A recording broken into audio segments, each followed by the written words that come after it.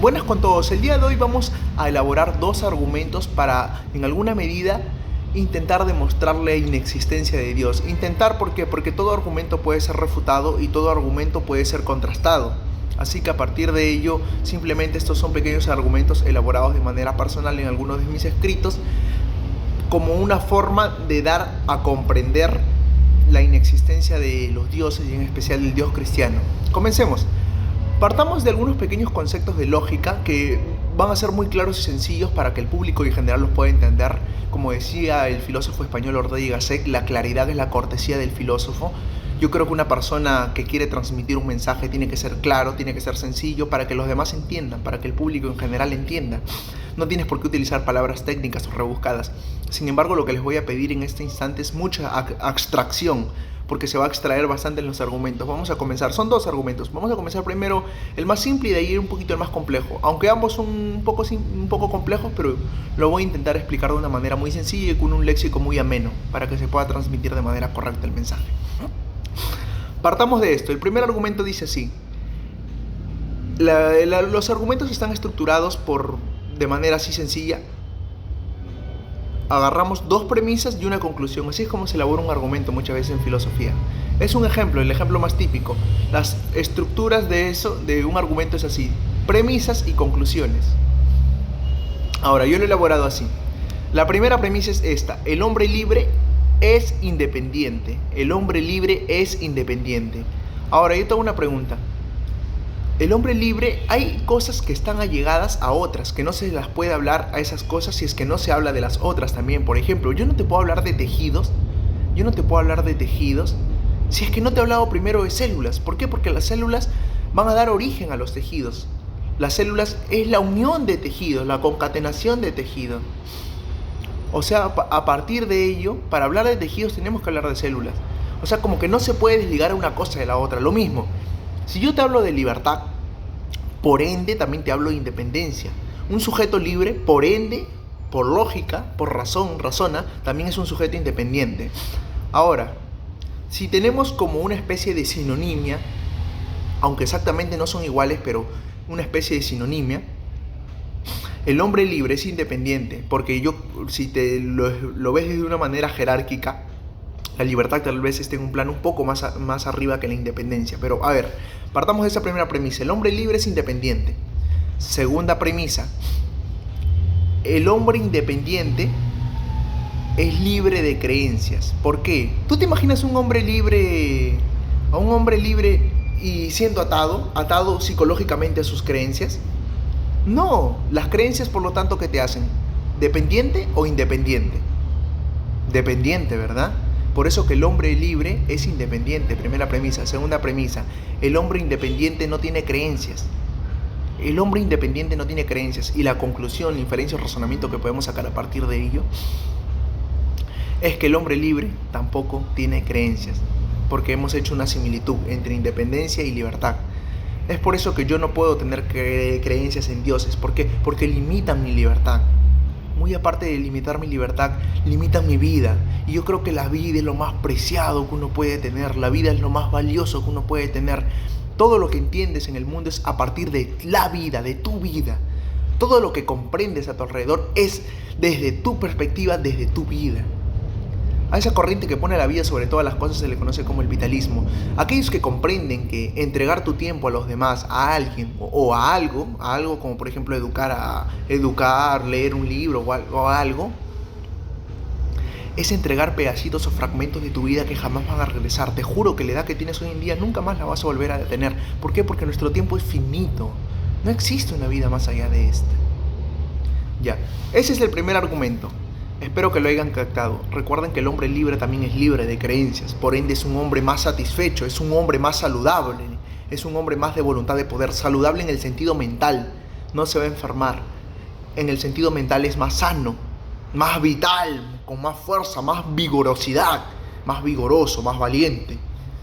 ¿Por qué? Porque no tiene creencias. Y el no tener creencias no necesita depender de nadie más. Es autosuficiente. Es libre consigo mismo. Perfecto. La siguiente es más abstracta, es muy abstracta, pero quiero que se entienda el argumento, la esencia en general. La siguiente, más que premisas, es a punta de preguntas, de razonamientos que vamos a inferir a partir de preguntas o interrogantes. Primero, el argumento lo comento así de manera rapidita, un pequeño conocimiento previo para que se entienda. Por ejemplo, en la Edad Antigua, en el periodo del esclavismo en Grecia, hubo un debate entre dos filósofos, Sócrates y Protágoras. Protágoras decía de que los valores, por ejemplo, lo bueno, lo malo, lo correcto, lo incorrecto, lo justo, lo injusto, eso es relativo, depende de cada cultura. No podemos hablar de algo justo en sí o de algo bueno en sí. En cambio, Sócrates apelaba de que sí, podemos hablar de algo bueno en sí mismo, y que eso es algo que lo va a reflejar Platón en su teoría de las ideas, que fue su discípulo de Sócrates, que sí podemos hablar de algo universal, sí podemos hablar de algo bueno en sí mismo, podemos hablar de algo justo en sí mismo, podemos hablar de algo bello en sí mismo.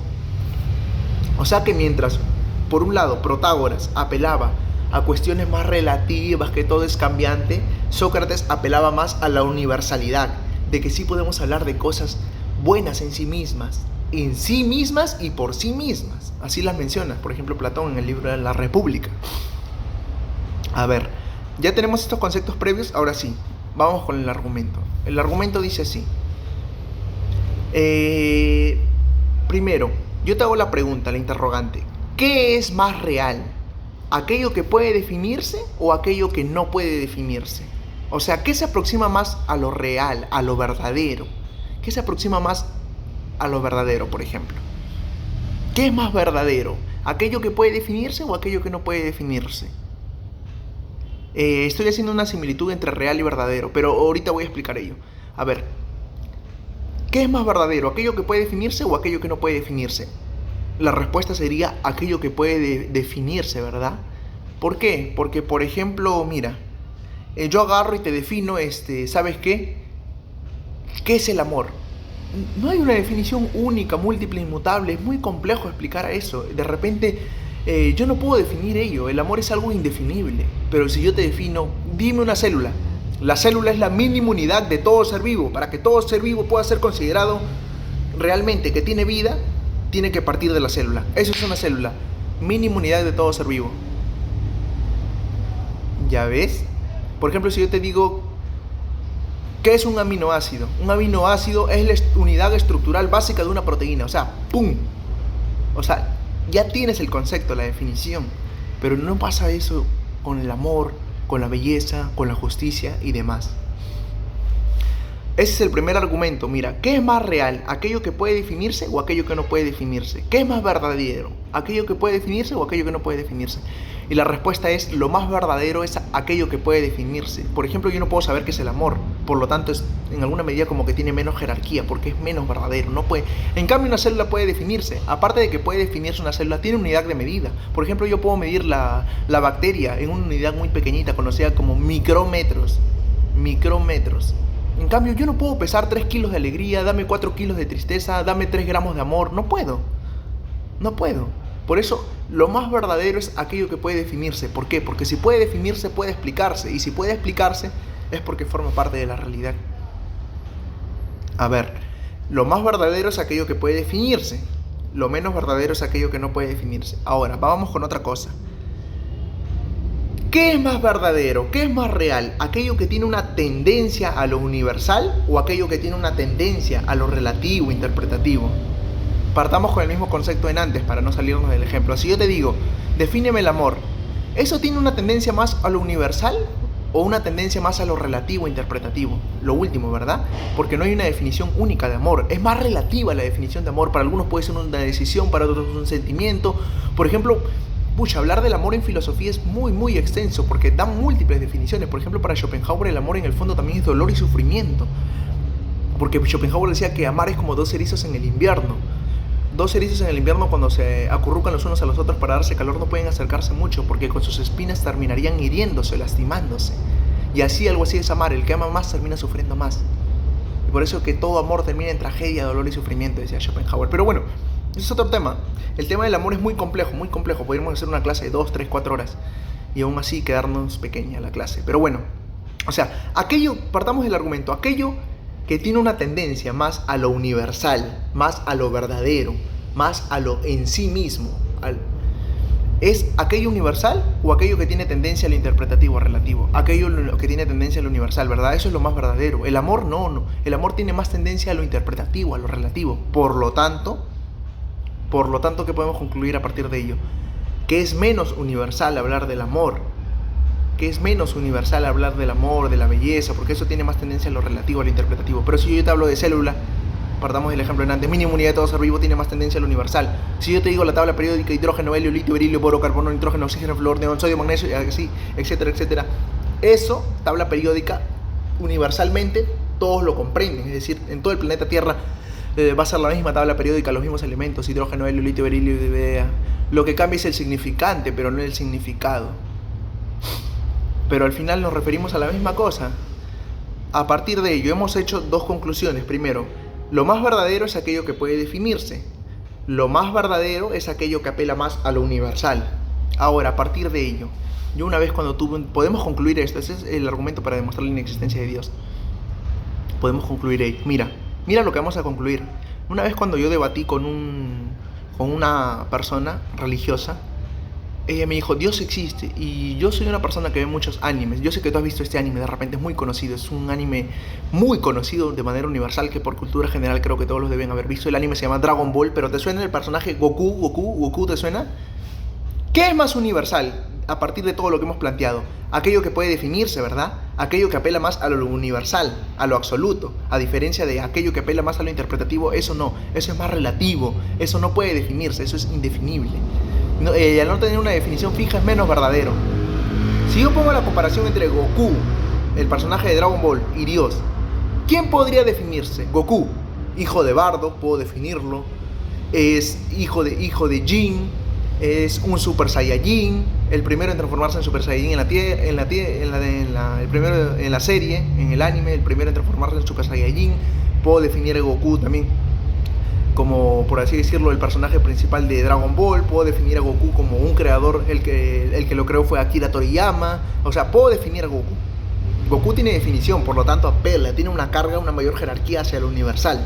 Es definible y es más universal. Aparte, si yo te digo piensa en Goku en tu mente, todo, en la China, en la India, en Latinoamérica, en Estados Unidos, en Europa, en donde sea, se va a tener la misma idea de Goku, el mismo significado, a pesar de que el significante varíe tal vez, pero el mismo significado.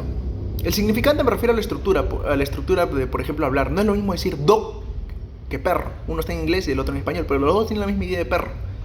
Ahora, el significado en cambio es el mismo, el que yo tengo en la mente. A ver, Goku es más universal, Goku es más verdadero, Goku tiene más jerarquía. Todos cuando pensamos a Goku de manera universal, es el mismo en la China, en la India, en Europa, etc.